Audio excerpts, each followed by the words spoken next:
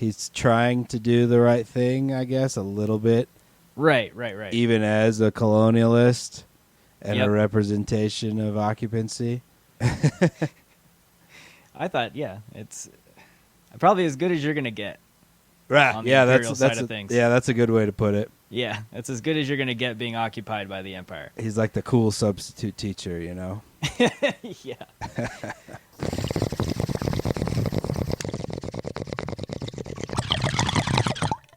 Hey, El Toddo. What's going on? We got a podcast, The Buff and the Blazer. If I was a listener, where would I go to find more?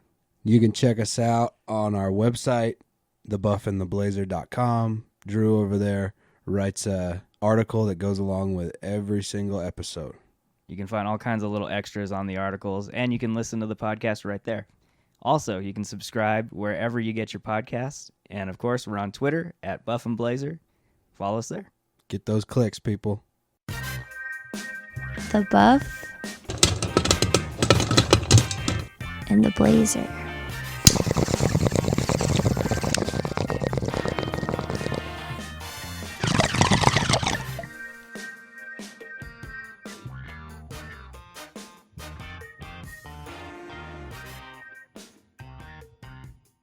Welcome to the Buff and the Blazer, episode 35. As always, I'm Drew, and I'm here with Mr. El Toddo. What's up? How's it going? Hot. Yeah.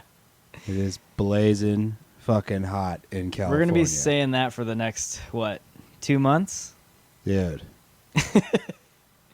Oh, yeah, and on top of that, everything's on fucking fire. Yeah. So- Yeah. Yeah. Air quality has been awful all week.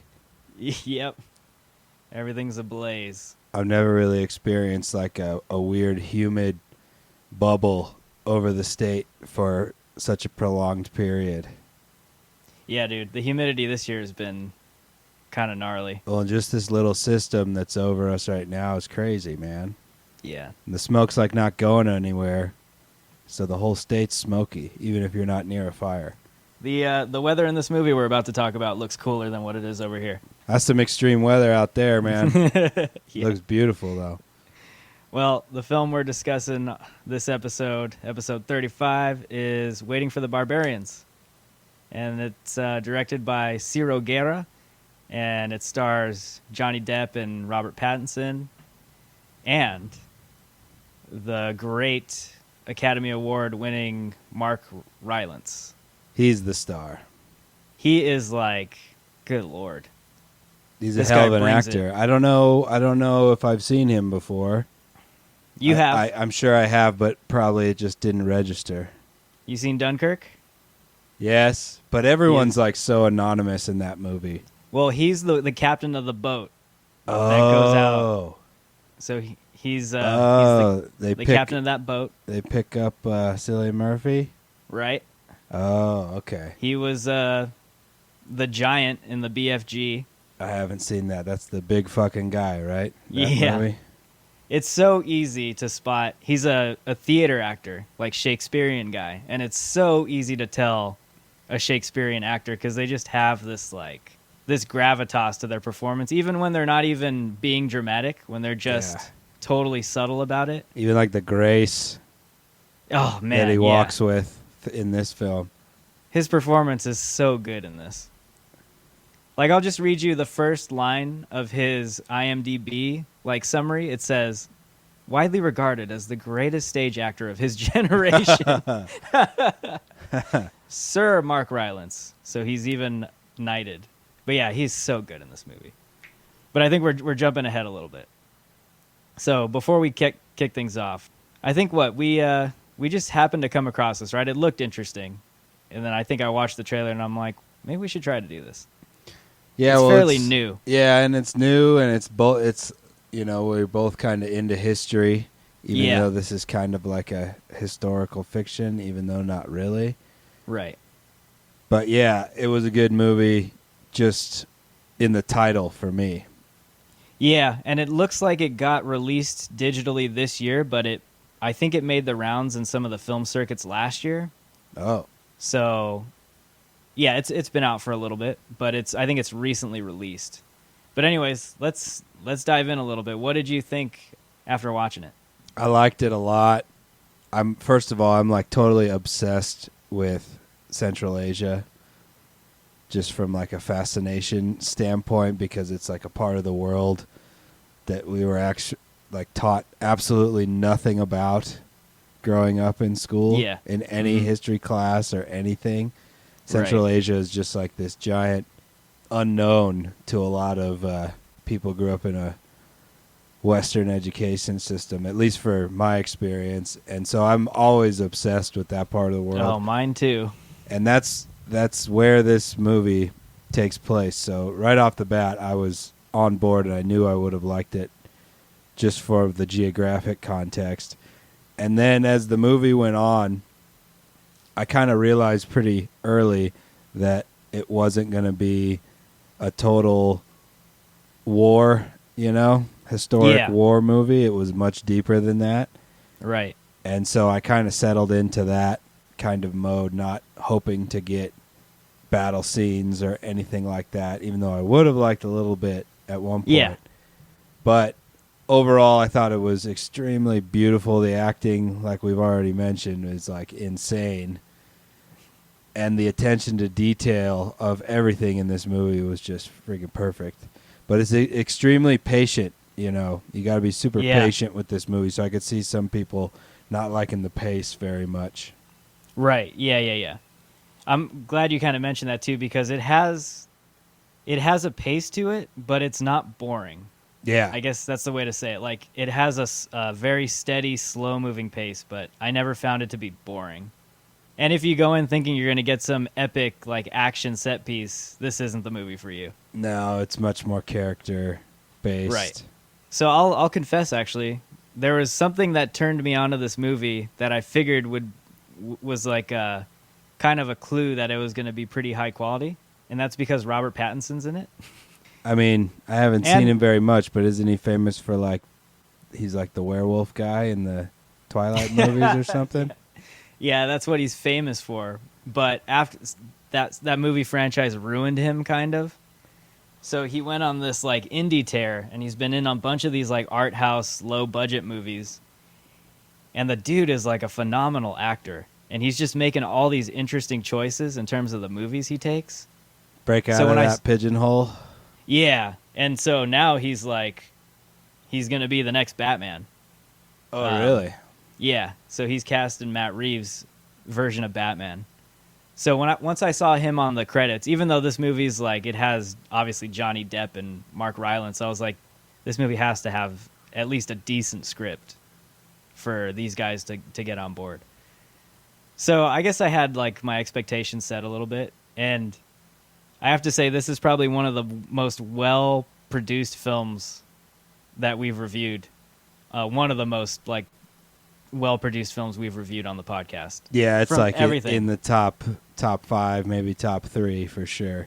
Yeah, like everything from top to bottom, from like shots, from set design, from location, from casting, the whole shebang. It's just top-notch quality, and it was really, really fulfilling once I finished it, and I'm like, yes, all right, this movie, it met my expectations, so I was really, really excited about that. So I guess it's worth mentioning, though, that it is an independent film, so it's not something that you would expect to find in a theater. Not I would that you're have expecting loved to find. to. Oh man, it would have played so well on the big screen if it was released. Yeah, the vastness of the landscapes would have come across a lot better on a monstrous screen. Yeah. Even though it's still beautiful. Yeah, for sure. So that was kind of a bummer. I guess we'll say off the bat that we are going to talk a bit of spoilers in this one. Yeah. Just because I think it's worth going into some of these character motivations and stuff like that. So Yeah, and it's too like historical, metaphoric to not get into some of the juice of it. Yeah. So I guess we could do just like a quick, let's do like a quick 30-second summary of this movie. I mean, it's spoilery, so if you haven't watched it, I don't know why you're listening, but you've been warned. So I guess we have, it takes place in a fictional location, right? A fictional land, fictional time period. It doesn't specify. It should, though, because it takes place in Afghanistan in like the early 1800s or something. He and did it's his the research. British. It's the British Empire. Yeah, It has to be, just from a geographic standpoint and the time period. They paid so much attention to detail. Why didn't they just say it? You know, I don't get why it's presented as fictional. Yeah, so remember we talked a little bit earlier, and I said this is the film that the Legion wanted to be.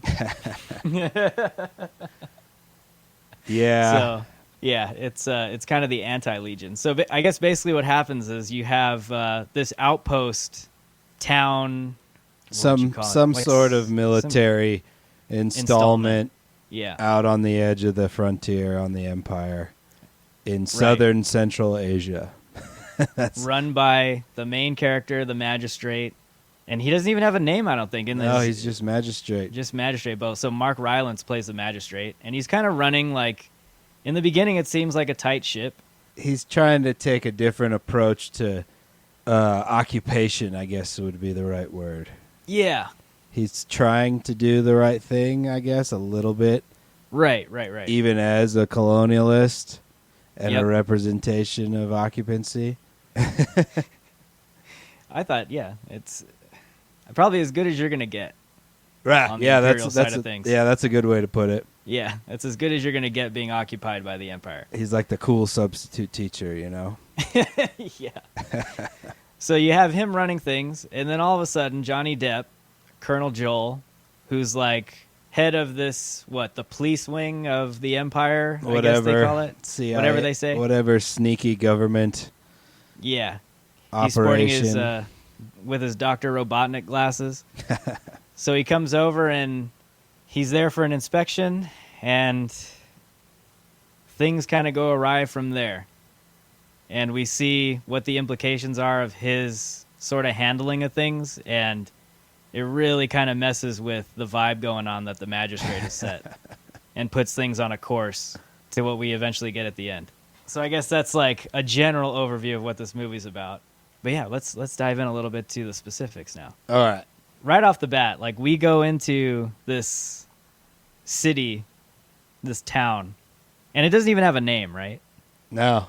Doesn't have a name. So I got the sense that things were pretty, I guess, in pretty decent shape considering. Like things seem to be running pretty smoothly. Like you said, the magistrate takes a very sort of different approach, a very like be with the people kind of approach in terms of running this part of the Empire on the outpost. And people seem to like respect him. Yeah, I think the term at the time was kind of like a naturalist. Yeah. In that time period, he's like into the history of the place and learning the language of the people and, you know, understanding their migration patterns because they're nomads. And More of like an anthropological approach, I guess. but I think that it was like a blanket naturalist type term in these times which the movie takes place. And it was cool to see like he's even into some of the archaeology of the area too. Yeah, man. Which is That's super cool. I'd love to dig up some shit in that desert. right. So you went in kind of expecting not to see a whole lot of action going on? Well, yeah, when I knew Johnny Depp was in it, I knew it was going to be kind of like a pretty intense acting type of movie, probably really deep. And if you don't expect it, because like I realized early on that it wasn't going to be any type of like major battle scenes. Right.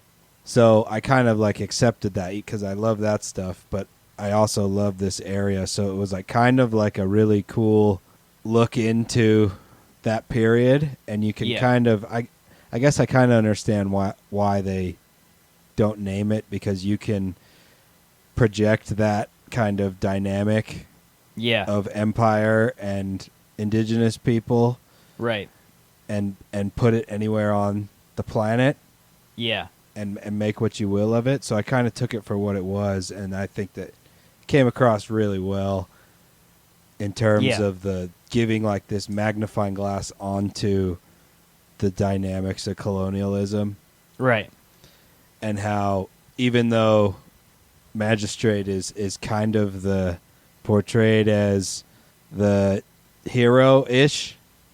Yeah. He's in that role. I wouldn't say it's a heroic arc at all, but like he's in that kind of, you know, main role, and Johnny Depp is really the villain, but that shows the kind of both sides of imperialism. Yeah, it's And- basically like the collision of two opposing methods of dealing with. Yeah, one wants to do it through peace, kind of, Yeah. and the other wants to do it through an iron fist. Right. And he's there to like stir up stupid documents that are just made up. And it just kind of, it had a lot of parallels with like modern, you know, government agencies and torture and things like that. And I thought it was pretty cool. Yeah, It's yeah, a yeah. pretty interesting way to storytell. It's definitely not our normal like arc type of movie that we're pretty used to. Right. I want to talk a little bit about the title of this movie because I think it's important. So it's called Waiting for the Barbarians, right? So let me ask you this. Because I think the title has like a several implications for me. So one, it's like waiting for the barbarians that don't exist. Like they're waiting for this enemy that doesn't exist. But at the same time, they come. Spoilers at the end of the film. So my interpretation of this was that had the character Johnny Depp plays, Colonel Joel, not come in and handled things the way he does, you might not have experienced what you eventually get at the very end of the film, or is that something that you think was going to come regardless? Oh, I think it was coming regardless. Okay, so waiting for the barbarians for you then maybe is like kind of a literal thing, like they're out there and they're going to come at some point. Yeah. Okay. Yes, but in that same light, you can tell Johnny Depp's character, the stuff he's doing is mostly fraudulent, you know? He's just trying to stir up kind of justification to advance the frontier because that's the MO on the frontier, you know? Right. Once it's secured and defended, then you expand. So like you need to have they did a good job of like showing early law, I guess, in this movie, you know? Uh-huh. And you need to have a legal justification for advancing the frontier. And this boogie monster, the barbarians, out beyond the frontier, is real, but it's really only attacking you because you're the occupying force. So it's like this constant. It's kind of like Rome, you know. It's like they got new neighbors, and then they were a threat, so they conquered them. And then they had new neighbors on the other side of those people, and then they conquered them because they were a threat, you know. Yeah. So, yeah, it's an interesting dynamic between those two characters, actually. Yeah, because it's like they're I know both the magistrate, doomed, in my opinion, because they're both part of the wrong side of history. Right. And while the magistrate is affable because the way he handles things is, I guess, would be something more acceptable to a modern audience, I'd say. Slightly. Even though he's not like perfect, he has some shady stuff going on that we don't see. Creep old man action for sure. Right. But at the same time, it's like he's in a state of denial where it's like he doesn't want to acknowledge the fact that there's danger out there that will eventually, I guess, come. Exactly. And the colonel is just trying to get it to come faster. Like he wants them to come now. Yeah. And so it's like this really interesting flip of the coin for both of these guys. Like they're two faces of the coin, and it's really interesting. And it's even visually they're painted that way. Like you have the magistrate who has all his guys in the like sort of tan khaki white. Yeah. Whereas on the opposite end, all of Colonel Joel's guys are wearing this like dark black uniforms, almost like visually there's that contrast too. Yeah. So it's just really well thought out. Yeah, it's a really cool story. Yeah. Because it's like in the eyes of every character in the movie, the other characters are the enemy. Right. You know what I'm saying? Every single other group, they're all pitted against each other, and I don't know, it's just a really awesome way to tell a colonialism story. Yeah. And I guess the other thing too that's kind of hard to grapple with is like as dislikable as Johnny Depp's character is, Colonel Joel, he's almost like right in terms of there is that threat and it comes. Yeah. which is like kind of frustrating because he's the character you want to hate. Yeah, I kind of And- dislike both of them, Yeah. but he Well, it's wants kinda to funny 'cause- provoke it, you know? Yeah. 'Cause His methods. Yeah, you get the sense that his character has a bunch of ambition Yeah. and wants to like provoke something Mm-hmm. to make a name for himself as like a Right. or a colonel, you know? Yeah. Bringing this much new land into the empire by provoking an attack as a justification for getting, you know, reinforcements sent to you and then go on a thing. Right. So let me ask you this then: do you think that Colonel Joel coming into the situation brought about the barbarian invasion sooner than what it would have been had he not? No. No, I think that was coming no matter what. Okay. And you know, it would have been a cool way to twist the movie if Colonel Joel came and, you know, had a little bit of drama but left and never returned. Yeah. And then the whole town still got ransacked. That would have been cool. Yeah, that would have been super ironic. But it was nice to see him in his little carriage at the end. Okay, what you're asking me is, do I have any faith in the methods used by Magistrate to keep peace in the area? Yes. No way. Okay. No way. He would have just been overran too. And Right. and that's the proper outcome, you know? Yeah. I root it's for just all about Empire them to be beaten back, not to Right. be expanded. Doesn't matter what I'm rooting for. I root for the Empires Yeah. to lose. Right. I guess it just all comes down to taking what doesn't belong to you. And that's the That's the thing. that's the big old message. But yeah, that's what's so interesting about this, because like the magistrate does have a bunch of like likable qualities to him. And Yes. Yeah. it's that whole imperial system that's the That's the problem, yes. yeah. Which In is another time he's he's a college professor who's lived right. a perfect life. Yeah. In this time, you know, he's overseeing occupation of a foreign land and runs prisons and is trying to impose Western laws on people that don't even know what he's saying. Yeah. And he's got some bad habits, banging young prostitutes. Yeah. So he's got Yeah. some baggage, you know, he's got like the baggage of that time period Right. draped all over him. And he can't be seen as solely a good character in the way this story is told. Yeah, and I think that's probably like the best way to sum up how this movie is. It's like the characters are complex enough where they each have their own faults and they each have their own like qualities that make what they're saying not necessarily incorrect, like the Colonel. And it's just like you said, this movie I guess is about imperialism on a whole rather than the way each of these characters deals with the situations, I guess, their Right. methods. Yeah, And that's what's interesting. It's like this just massive circular moral question, you know? Yeah. Get out of the Empire. Yeah, it's because it's funny. It's like they show the Empire trying to act both on a moral stance in Magistrate's character and Yeah. then trying to also act from like an authoritative stance or a militaristic stance with Colonel Yeah. Joel's character. Right. But no matter the method, they're both yeah. doing bad shit because they're And- occupying someone else's land, you know? And none of that's relevant for today because we're well past all that. Oh, yeah, yeah. That's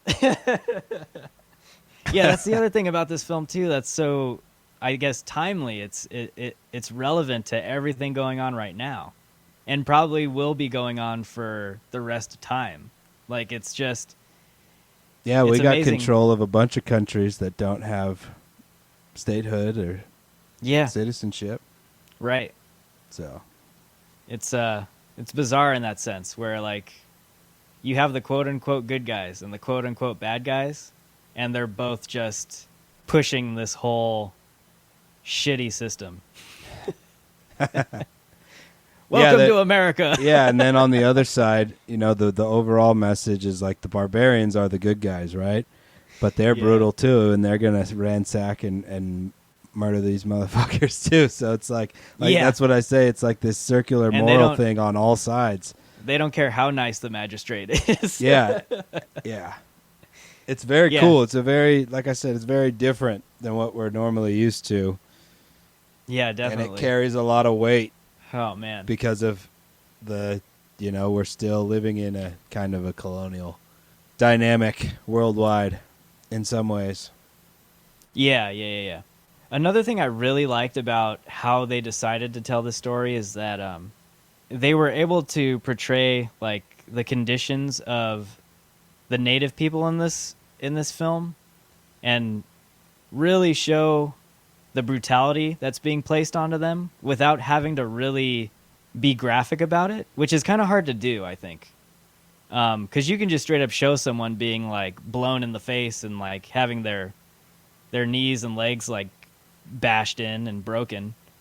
But I think the way they decided to show all that was really effective because you see more of like the aftermath of it as opposed to it actually happening. And it really that's a good point. I think to me it almost elevates the brutality more. Yeah, it comes across like there are some brutal scenes, Yeah. like the stick whomping that magistrate takes. Right. That's like a pretty brutal scene, but I get what you're saying in terms of like you see the long lasting effects of it. Yeah. Mm-hmm. You almost see like the attitude of the local people shift slightly Yeah. when Johnny Depp's character first gets there and starts rounding people up and doing awful shit to them. Right. And the girl, Ghana Bayarsakan, she's awesome in the movie. But like what you're saying, like with her ankles, And I'm speaking, right? yeah, specifically with her performance. Yeah, both broken ankles, a burned face, Yeah. that almost blind her, like fork Mhm. to the occipital, Mm-hmm. Yeah. and you see like the pain that she's going through for what is it? It's like 3 seasons, right?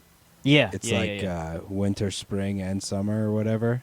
Mm-hmm. She shows up in the winter, right? Because Because they kind of break the movie up by seasons. Right.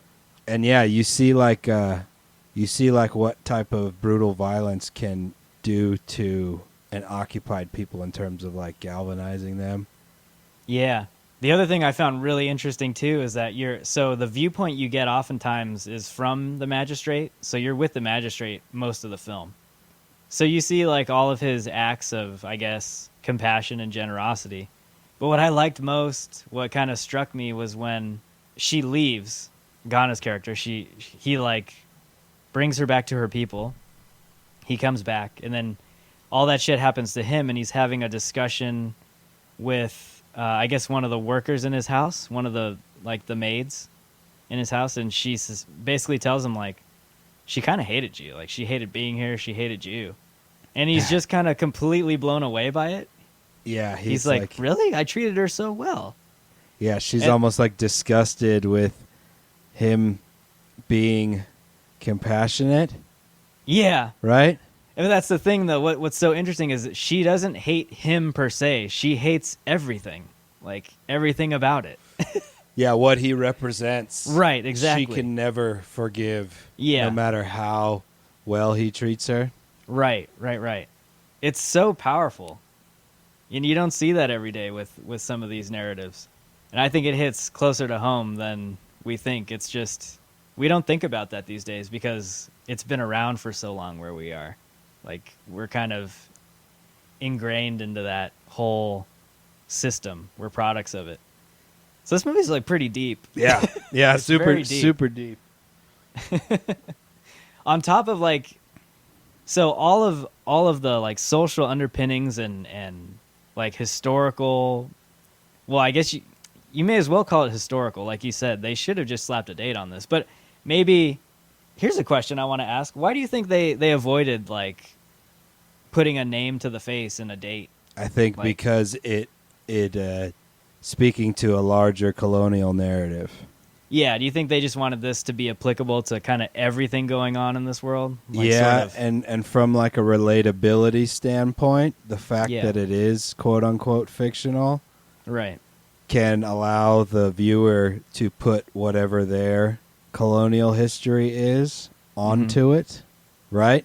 Right. Yeah. Yeah. Whether you're from a conquered people or a conqueror, Yeah. you know, it kind of making it anonymous. You know, this fictional empire allows the viewer to like see, because the deeper problems with it aren't specific to the British Empire in 1815 or whatever.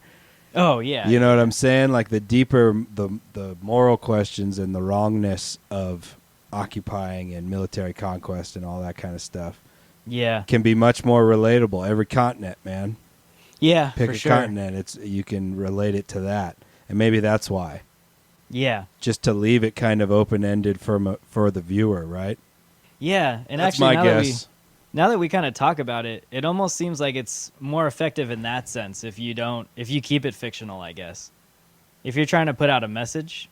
But this film could also work really great as a historical film too. Yeah. Well, I guess it has to be somewhat, because the story itself is obviously... It's definitely based on like a history, I'd say.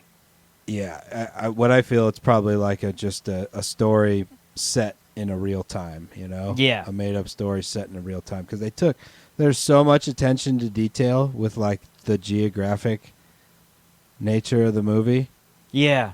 Like the style of housing is for that part of the world, like the adobe / rammed earth type structures. Yeah. The massive ethnic diversity of all the townsfolk Yeah. is what it would be in that part of the world in Central Asia. And the deserts and the epic mountains, like Yeah. that's where the movie takes place. Yeah. But it's okay to leave it. I don't have as much a problem with them just making it fictional, I guess. Because I guess if you do call out a year and a place, then you run the risk of people just poking holes in everything. Yeah, And yeah, I being get like, you. this didn't happen there. That's bullshit. Colonel, Right. You know? It takes away from the message they're trying to send. I think. Exactly. But just a little tidbit, I'm looking at the filming locations here, and all that stuff seems to have been filmed in Morocco. Morocco, huh? Yeah, so Dope. that's where all the location shooting was. Atlas Mountains, right? Yeah. That's Morocco. Marrakech. Oh, I don't know how you- Marrakesh. Marrakesh. There you go. Cool. But yeah, kind of. There's like 3 different locations in Morocco that I guess they shot in. But it's, Yeah, but with the people that are in the movie, it's not Morocco. yeah, You yeah, know? yeah.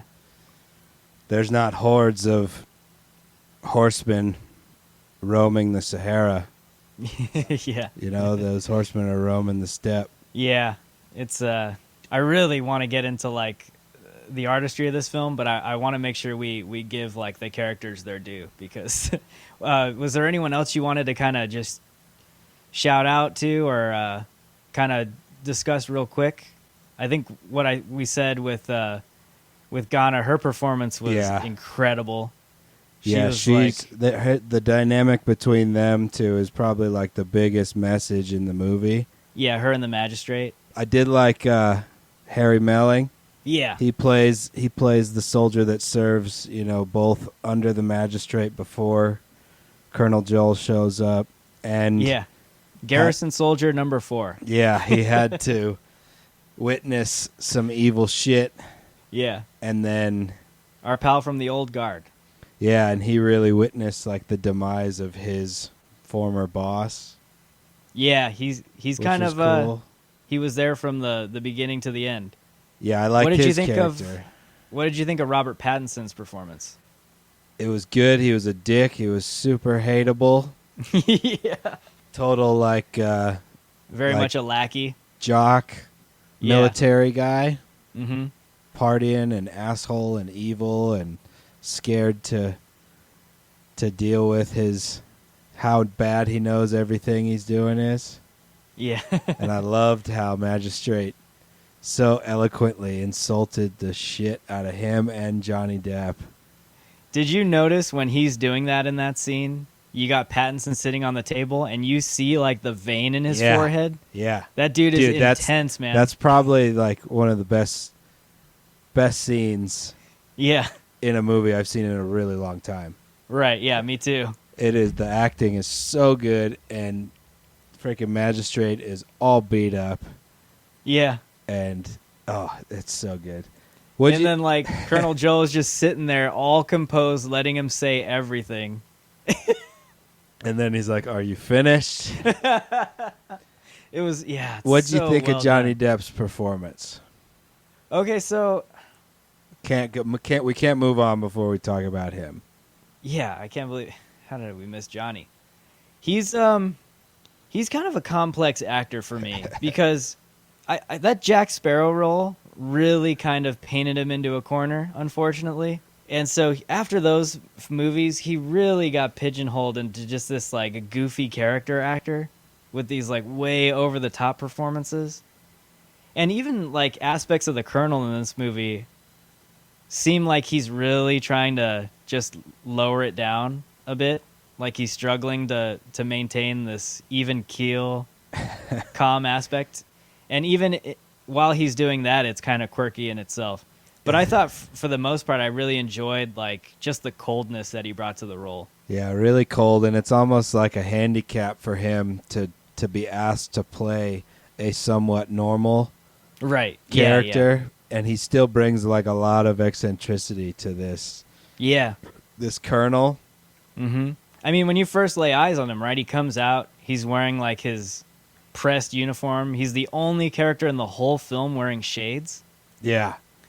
They're like brand new technology at the time. Yeah, he's got some wicked glasses. Yeah, he looks menacing and cold. You ever watch Roger Rabbit? The old one? Yeah, the original. Yeah. He reminds me of the Toon Killer character Ah, with his glasses. You know what I'm Yeah, talking about? yeah, That okay. same kind of coldness. That's exactly what he reminded me of. you know, when it first started, I was a bit put off. I was like, God damn it, he's going to be like this really weird guy again, you know? But Yeah. I think as the movie went on, I came around a bit and bought into it. When he gives that little speech about how he gets the truth out of people Yeah, that was really, really. with pain and pressure. Mm-hmm. And from then on, I was like, all right, I'm bought in. I'm pretty bought into him as a character. And then, like I said, that scene when he's kind of like deposing Yeah. the magistrate from the Right. desk, and they're trying to take his statement, you know, on all these charges that he's charged with. I loved that scene. I loved all like the weird early law aspect of it. Uh-huh. Yeah, I liked it. I think I for thought me, it like, was good. It wasn't too. It was close to being way too over the top, right? yeah, but I think it was for me, anyways. He was Johnny Depp for the first 5 to 10 minutes, and then it kind of disappeared, and he just became the Colonel. That's a good way to put it. Yeah. Yeah. And even the way those scenes are shot in the beginning when he's introduced and they're having like dinner at the table, there's like this weird slow pace to the shots and to developing the scene where it becomes really uncomfortable because Yeah, you're just dude. waiting for him to do something completely just sinister and awful. And he never does. You never see it. Yeah. But that's always there. Yeah, I kind of get like the parallel between like an economic hitman, right? Like the dudes that go to countries in modern times and like give a huge loan at crazy interest to like a third world country, and then the people can never pay back the loan, so they like Yes. steal their infrastructure. That's Yeah. like the kind of vibe I get with his character. He's Yeah, like yeah. an 1800s kind of economic hitman, but you know, he's just trying to stir up trouble to advance the frontier, you know? Yeah, exactly. But I mean, dude, every performance in this movie was so good. And the writing, like you said, with some of the dialogue in this film is so well done. It's based on a novel, and the author that wrote the novel also developed the screenplay. So it's the same guy. Yeah. But yeah, it is really just high quality stuff all the way around. There's a lot of patience in the dialogue too. You know how many long awkward pauses there are with no words, but it doesn't come across as Right. bad. It just heightens the weight Yeah. of the movie. I thought that was pretty ballsy, I guess. Yeah, and I think the last thing I'll say before we kind of move on is I had mentioned this film has a pacing to it. It's a slow build pacing. I could see a lot of people maybe feeling bored, but I never felt bored watching it. It's just because the performances are so good, and you feel like you're getting into the minds of these characters, and that makes it really interesting. I was never bored, man. I was pretty sucked in, and even Yeah, me too. late second act, things kind of really do pick up in terms of consequence and action level. Yeah, And there's some brutal shit, man. yeah, there is. It's like they don't show any of the really brutal acts when they're Yeah. being done, but they show the aftermath of all of it, Mhm. and it kept me entertained. Yeah, me too. Like, these are the kinds of dramas that I really enjoy. I think they're like extremely captivating. I'm kind of good to move on to. Was there any last comments you had on No, I'm good, dude. like story or some of the acting? Let's hit All that right. beautiful, beautiful cinematography. Yeah. So I said with American Pickle, it's like a moving magazine with its imagery. This film, it's like it's like- even better. It's like a moving Ansel Adams picture, dude. Yeah, like the film opens up with this beautiful, extreme long shot landscape. This like John Huston epic visual. And yeah, like you said, it's a bummer we didn't get to see this on the big screen. Yeah, it would have been really, really good. So like you got all these beautiful landscape shots. The way everything's framed too, even when you just have a character on screen. The way that they're framed and then the background is used to kind of bring them out of the picture, it kind of keeps you focused. It's really weird. Cinematography is really hard to explain because you just kind of know when you see something about the way that it's framed and shot looks beautiful, like catches your attention.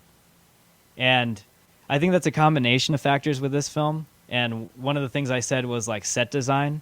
Yeah. I think the set design in this film was probably extremely tedious. Well, it's like it looks like they used some little town, some tiny little Adobe type Yeah. town, Right. because none of that looked like or not none of it, but all of like the outside shots, Yeah.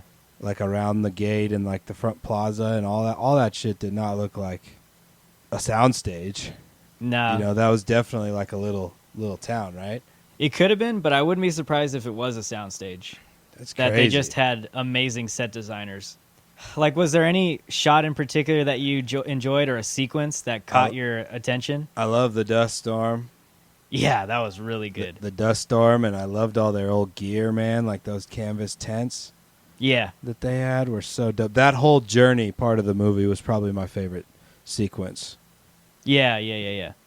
But every little bit, like all of the inside the whatever Mm-hmm. town buildings, Yeah. they shot that stuff different too. Like, you notice there would be shots of him just like walking down a hallway and then starting to talk with somebody, but from really far away. Yeah. Like, I loved all of that stuff. Every shot just seemed like it was thought out very, very intricately. And like, Even if it's just a quick, like, 1 second shot, like cutaway. yeah, and like even the shots where he's just like kind of slowly walking around the grounds, Yeah. and they go on for like a decent amount of time. Like it's so patient. I can't Yeah, think of any yeah, other yeah. word, man. Right.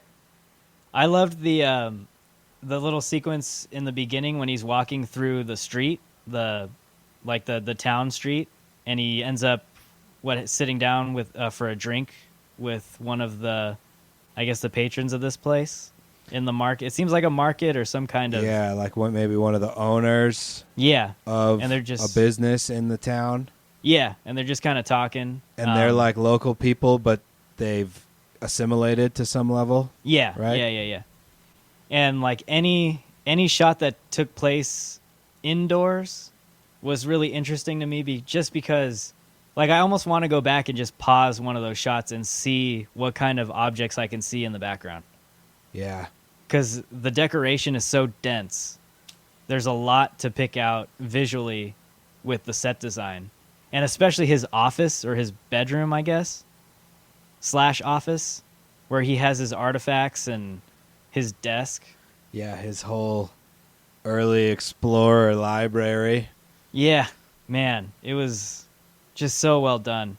A film I compare this one to is Hereditary, which is like kind of a total opposite genre, but like in that film, the bedrooms are decorated with very specific items that tell you a little bit more about the characters, and this film does exactly the same thing. Yeah. And to me, that's like you're helping tell the audience what this character is about without actually having to tell them. It's kind of just you pick things out by looking at them and seeing, this guy's interested in culture, obviously, and he's more complex than meets the eye, I guess. And I love when you can do that, like cinematically. Yeah, and it's kind of funny. It does tell a cool story with Magistrate's character on the good and bad of these kind of like early naturalist type dudes. Yeah, they were gathering data and getting like information that people study in college today. Yeah. Things like that, but they were still part of like a really bad era of human history, and they were on the bad side. Yeah. So to tell his character, and I think that's kind of cool with how his character arcs, because I wouldn't say it's a come up and come down. I think it's more of like a descend and keep descending kind of arc. Yeah, it's a very tragic arc, I guess, for his character. Yeah. And it's almost like he starts off above what's really going on there, the problem, the underlying problem, and then he gets brought down into the mud. Yeah. And it's like, this is what's going on here, and this is why this isn't going to work out. And they shoot it like that, right? Yeah. He's wearing like these pretty clean, somewhat for the area clothes in the beginning of the movie, and then as the movie goes on, his clothes get darker and more tattered. Yep. And his situation gets darker and darker. Yeah. And that's kind of how it's shot, too. Yeah. And what I like, though, at the end is that you kind of get a sense that you're like, all right, maybe he's just going to be able to chill out there and do his thing without having to worry. And then you get the last shot of the film, and it's like, oh, man. Yeah, now this guy's a goner. Yeah, as he should be, right? And that's what I root for. So, like, to me, it's a totally happy ending. Yeah, yeah. Yeah. But what did you think of that last shot of Man, the dust on the horizon, and then the whole line of cavalry on the way, horse archers? It just adds to the epic. Like, this film, to me, I'm calling it almost like an epic in the article I'm writing, because there's so many elements of an epic story, at least visually. There's no big action scenes and stuff like that, but it's so big in its own right, just with the way things are photographed. And that last shot at the end is like breathtaking. It's wide, it's huge. You just see the immensity of this group coming to just completely overwhelm their little town. Yeah, and that town's very impressive. Not going to stand long, No. But like, they are doomed. And that kind of sense that like that last shot conjures up some like kind of cool European nightmares, I guess I would put it. Yeah. Of like whole armies showing up on the horizon like that. Yeah. Like when the Mongols showed up the first time and they were only there for a while, fucking shit up, and then they disappeared, and then like 8 years later they show back up with like 300,000 dudes. Yeah. And ransack for a while and then fucking take off again. Like that last shot conjures up so much like deeply seated European fear. It's cool. Yeah, I figured you would have loved that one. I love part, it, man. Yeah. It's like my favorite part of history, dude. Yeah, it's so good. Yeah, so I really would be curious to know what the budget was for this film. It's an indie, so it couldn't have been real expensive, but it seemed like they utilized every penny of money they had to give you like quality. Yeah, I love when films can do that. What'd you think of like some of the gore, makeup kind of action? Oh, I thought it was all good. Like I thought it was really, really well done. Especially when he goes into the prison cell and he's talking with the father and his son, I guess, and or is that his grandfather? I can't remember. It's his uncle. Or okay, yeah, his uncle. And they show like the wounds and stuff that he has. But then after that, you see what happens once the colonel gets a hold of them and tries to interrogate them. Yeah. Just all of that. It looks really realistic, and like I said, it's so much more effective, I guess, on that level when you don't show them being beaten. You just see the after effects. Well, the scene that really hit home on a brutality thing for me was when the whole line of prisoners had wire stuck through their hand, Yeah, that was awful. cheeks, and then out the other hand, and they were all lined up, Yeah. like 12 of them or something in a row. Well, then on top of that, they kick the person at the end, So so he's pulling everyone down with him. Yeah, it was like, oh man, that is Yeah. some brutality right there. Yeah, it was awful. And then even the scene where they're hanging up the magistrate by his arms, Yeah, and he's just kind of stretching out. That Yeah. was, yeah, because when they string him up, you're like, oh, he's not gonna die. no, They're just torturing his ass. yeah, It was brutal, dude. That old man goes through some brutality. yeah. They just don't pull any punches, but at the same time, they don't have to be overly graphic with it either, which is, you don't see that very often. It's really kind of, I think to me, this is how the style of violence I would probably employ if I were to shoot a movie. It just seems really effective. Yeah, because it's not just like a bang bang kick ass movie at all. It's a much deeper human story, I guess, not an action story. Yeah, it's almost it's a tragic story. Yeah, and there's no hero. It's not a hero story at No. all. So, I think that's the big difference, right? It's a lot more complex than that, and I love stories that are that way, because you can take things from either side of the equation and get something. Things they say are true in some sense and not in others, and they each have their own flaws, and I don't want to call them strengths, but I guess they each speak their own truth that is accurate in some sense. What about? It's kind of bizarre. Yeah, it's a trippy movie, man. It makes you think a lot, and Yeah. that's a good thing. For sure. But I will say before we move on, I loved the scene too where Robert Pattinson's character hands the stick to the girl in the crowd so she can beat yeah, the magistrate herself. yeah, And that was also like very relevant, I guess, when we can talk about just indoctrinating people into a way of thinking. and mob mentality too, right? It's like Yeah. Dan Carlin has an epic fucking podcast on human nature and public execution and torture. Yeah. It's called Painfotainment, Yeah.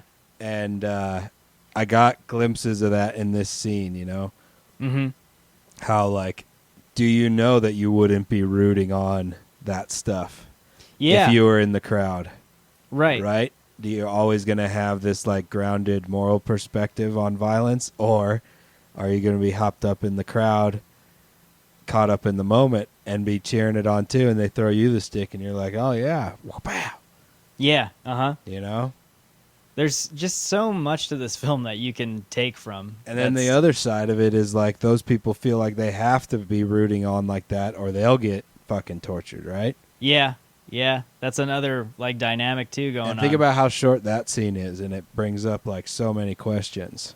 Yeah. And it's like, what, maybe a couple minutes? Yeah, it's not very long. But that struck me when I saw that.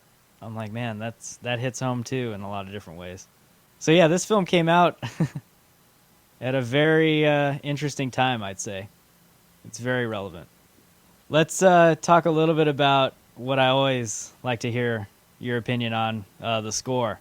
I thought it was For this spot movie. on for this, Me too. right? So like, Yeah. I didn't have any problems with the kind of orchestral Yeah. classic. It fit really well in this Yeah. type of movie, Mm-hmm.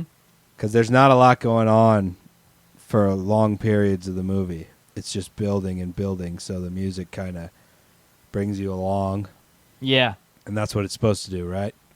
No, it was really effective, and it never felt like it tried to take a scene over.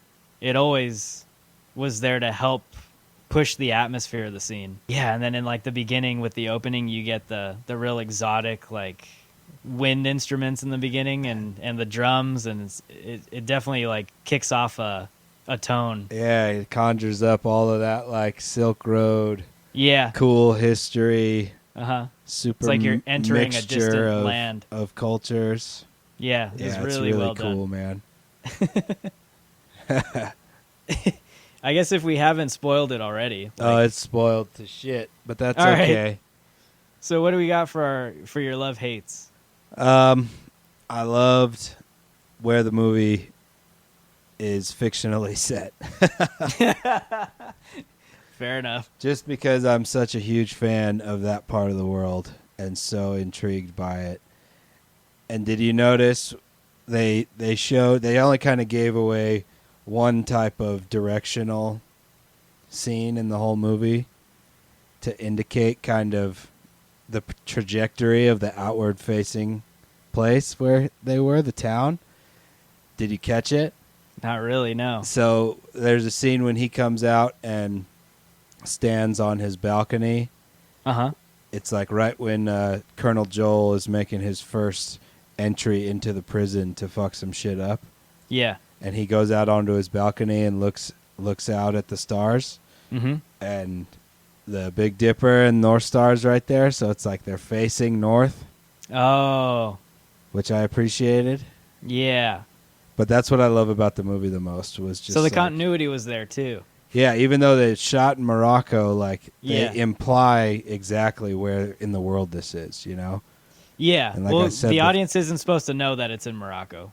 Yeah, I know, but Morocco's there for yeah, a look. it's implied that it's Yeah. somewhere in southern Central Asia, you know? Right, right. And like the attention to detail with the mixture of people that have always kind of been in that part of the world. It's like this giant mixture. Like when they had some of the blonde, totally stark white blonde barbarians in the chain. It's like just there's so many little details that I just loved about it. And then if I had to hate one thing, and this is a big spoiler, so I would have liked to had the raiding parties make one sack. Maybe not of the town, but maybe sack like the retreating army, Officer Mandel's army, when they retreat after they freaking loot the town that they've been staying in. Yeah. Like total assholes. Uh-huh. When they retreat, I would have liked to seen their party get taken down by some horse archers. Just once. Just one. Just give me one scene, you know? Yeah. I like the looming at the end, but I want one, you know? Or if it Yeah. was, you know, Colonel Joel's chariot gets taken by a band of like 10 dudes or something. Yeah. It's just something a little bit more payoff, like a little bit more revenge I get you. on the yeah. side of the barbarians. No, I totally understand that. Was there anything you hated about this movie? No.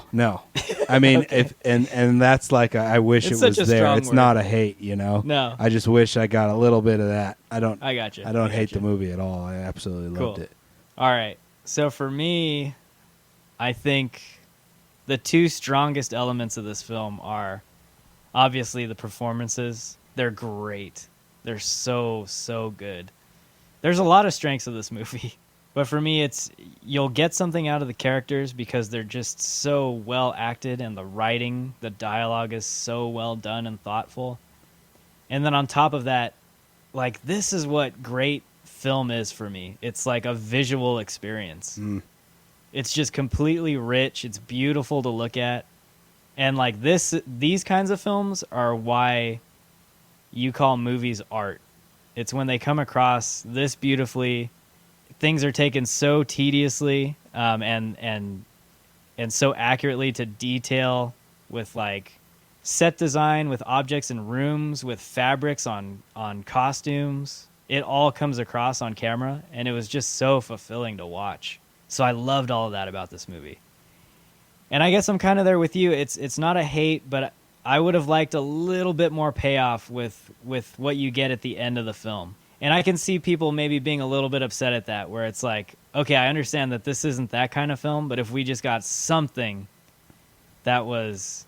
even the last shot we get in the film is epic, but if they just took it a little bit further to have that much more of a payoff, I agree. And for how evil Colonel Joel is, all you get to see is like a dejected guy sitting in his chariot. That's it. Yeah.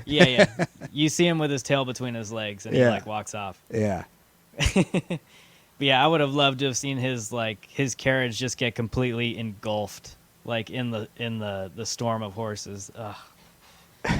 But other than that, yeah, I think this film is excellent. You think there's some awards to be given out? I feel like this is an award-winning type of movie, either from an acting standpoint or something else.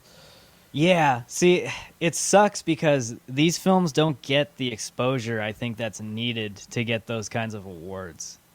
And it's really unfortunate. I hope it does because, like, the performances are so well done. But I'm just afraid that this film is not going to get the exposure it needs to get critics on board, like, in the Academy. Mark Rylance needs to win something, dude.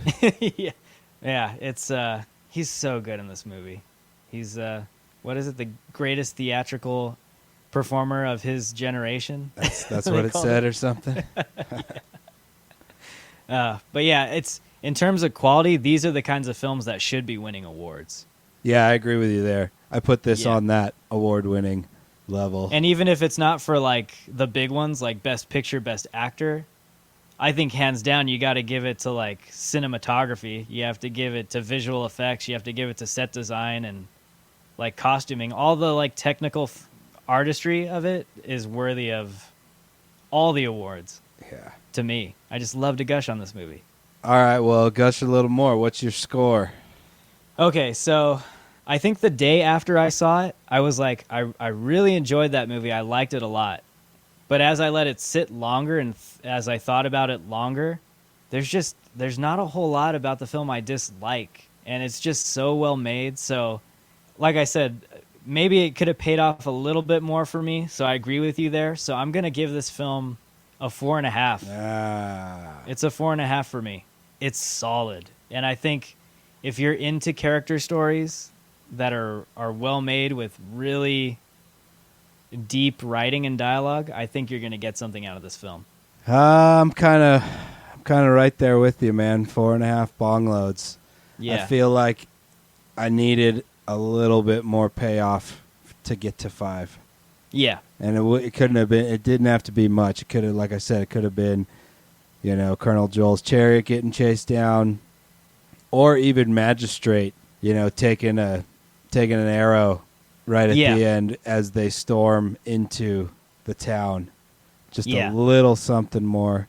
I wanted to see the jocks go down a little bit. I wanted to see their, retreat a little bit more. Yeah. So that's, I'm going to go with 4.5 bong loads. I get you. And I think what I will say, too, is I don't think this film is going to be for everyone. And I think the Rotten Tomato score kind of shows that, at least with critics. It's like at a 56, so it's like split in half. I think this film's going to work for a lot of people that are into character, a lot of people that are into like atmosphere. And this film tackles a lot of really important questions, I think, that we kind of touched a little bit on in the podcast. But like I said, it has a pace to it that's very specific. Yeah. It's not gonna throw you off your seat or have you jumping out of it. It's very, very measured, and it has a very particular slow building pace. And for me, it worked.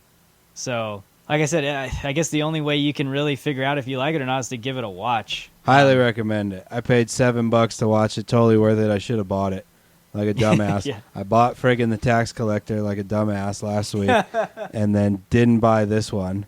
And I totally wish I bought this one. Yeah. So, yeah, I think from both of us, it's a solid recommend. It's a good watch. It's worth your time. But, yeah, I don't really have much else, man. Do you have anything else that you're No, it's sweet, dude. Say about it? I loved it. Well, I'm glad you I enjoyed it. absolutely loved it. It's a sweet-ass movie. It's a good stoner late-night movie. Were you smoking anything watching this? I don't remember what, but we got all the lights turned off because the electricity shortages. Yeah. So the whole neighborhood's black, and we watched this movie with all black, just this movie. It was great. Awesome. Late night, too. I watched it. I turned it on at like 10:30. Awesome. Well, I could see this film coming out on streaming sometime soon, I would imagine. It'll probably go to HBO. Yeah, something. I could totally see it being dropped. Yeah, if you have the interest, I mean, we recommend you check this film out, Waiting for the Barbarians. It's a very timely film, if anything. And I think there's something you can get out of it. Like I said, it's not for everyone, I don't think, but it's definitely, you can't argue its quality. It's top to bottom. You're getting top quality. So, yeah, I don't think there's much more we can gush about. We've gushed about pretty much everything. That's a good one. So that's been episode 35 of The Buff and the Blazer. I'm Drew with El Toddo, and we will catch you guys next week. Have a good week, everybody. Peace.